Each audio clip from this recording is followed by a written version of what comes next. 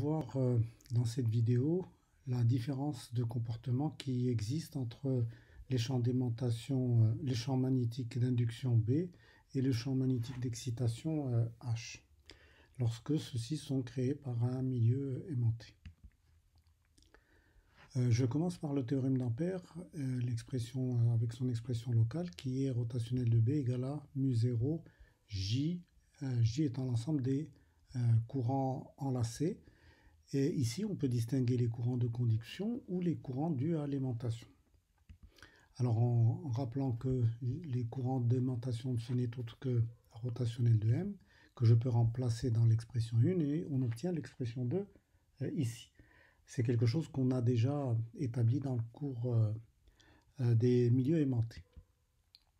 Et donc, ceci nous donne ce qu'on appelle l'expression locale générale du théorème d'Ampère. Rotationnel de H est lié directement au courant de conduction. Avec, bien évidemment, H étant l'expression qu'il y a ici entre parenthèses, elle est reliée à B et M, l'aimantation du milieu. Maintenant, nous allons considérer un milieu aimanté dont les propriétés magnétiques sont décrites par le vecteur M qui est le moment magnétique ou la densité de moment d'aimantation. Et on va considérer que nous n'avons pas de courant de conduction JC égale à 0. Et on va étudier ou voir le comportement des champs d'induction B et d'excitation H. Commençons par le premier, et je vais rappeler l'équation 2 de Maxwell, qui est rotationnelle de B sur mu0 moins M égale à JC, avec JC égale à 0. Donc vous voyez que rotationnel de B sera mu0 rotationnel de M. Et en plus, divergence de B égale à 0, ça c'est une propriété intrinsèque du champ magnétique d'induction, et qui veut dire simplement que les lignes de champ sont des contours fermés. Voici une représentation du barreau magnétique avec son vecteur aimantation. Et donc, si je reviens à mon équation 2, le terme mu0 rotationnel de M n'est autre que mu0 J, densité de courant d'aimantation. Ça veut dire que le champ magnétique B est la conséquence et le résultat de courants d'aimantation. Et donc, ces courants d'aimantation sont représentés ici en bleu et ils sont équivalent à ce que seraient les courants produits par des spires ou un solénoïde si vous voulez. Et donc le rotationnel de M qui est l'équivalent d'une densité de courant JAV, d'aimantation volumique, va produire des lignes de champ B d'induction représentées ici en rouge et qui sont, comme on l'a rappelé avec cette équation, ce sont des lignes de champ qui sont des contours fermés. Maintenant, voyons ce qui se passe avec le champ d'excitation magnétique, H. Alors, je rappelle les équations qu'on a établies tout à l'heure, à savoir le vecteur excitation magnétique et l'équation locale du théorème d'Ampère généralisé, à savoir rotationnel de H égale densité de courant de conduction. Alors, comme on l'a dit, nous sommes en présence d'un milieu aimanté, mais en absence de courant de conduction. Ça veut dire que JC égale à 0, ce qui me donne rotationnel de H égale à 0. Et si rotationnel de H égale à 0, ceci veut dire simplement que les lignes de champ de H sont des contours qui ne sont pas fermés, qui ne peuvent pas se fermer parce que le rotationnel est nul. On va le voir par la suite.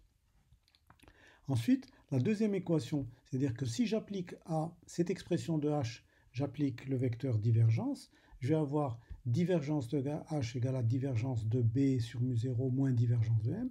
Mais comme on l'a vu, divergence de B égale à 0 parce que B est un flux conservatif, et donc il va me rester divergence de H égale à moins divergence de M. C'est ce que j'obtiens ici. Maintenant, on va juste faire un petit rappel de ce qu'on sait de l'électrostatique. On sait que divergence, ça c'est l'équation de Gauss ou l'expression de Gauss, divergence de E égale à ρ sur epsilon 0. Ça veut dire simplement que E est le résultat d'une distribution de charge. Maintenant, je vais représenter mon matériau aimanté toujours avec son vecteur d'aimantation et je vais essayer de faire une analogie avec ce qu'on vient de trouver et ce qu'on sait de l'électrostatique. Donc, si divergence de E égale à ρ sur epsilon 0, il s'agit de charge. Donc, divergence de H égale à moins divergence de M. Par analogie, ce terme-là représente des charges. Et donc, c'est ce qui est représenté ici. Le vecteur, la variation du vecteur M est due à l'équivalent d'une distribution de charges d'aimantation répartie de part et d'autre. En fait, ça représente les pôles d'un aimant qu'on appelle les pôles nord et sud.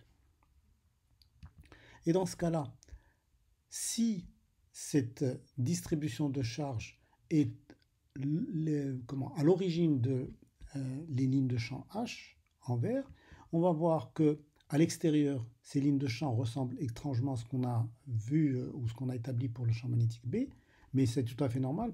Pourquoi? Parce que à l'extérieur de l'aimant, le moment d'aimantation est nul, parce que je suis à l'extérieur du milieu aimanté. Donc le M est égal à 0. Et du coup, ce qui va me rester, si je fais M égale à 0, vous voyez que H est directement proportionnel à B. Et par conséquent, le comportement de H sera calqué sur le comportement de B. Très bien. Maintenant, lorsqu'on est à l'intérieur, les choses sont différentes puisque divergence de H sera égale à moins divergence de M. Donc les lignes de champ vont être à l'opposé de M. Vous voyez qu'elles sont en sens inverse de M. D'accord? Et ceci nous explique le comportement que vous avez. C'est l'expression qui est là. Alors, ceci conforte ce que je disais au début. Rotationnel de H égale à 0, ça veut dire que les lignes de champ de H ne sont pas fermées. Et vous le voyez ici, elles ne sont pas fermées, elles ne sont pas continues. Ce sont d'autres lignes de champ qui sont à l'intérieur, différentes de lignes de champ qui sont à l'extérieur.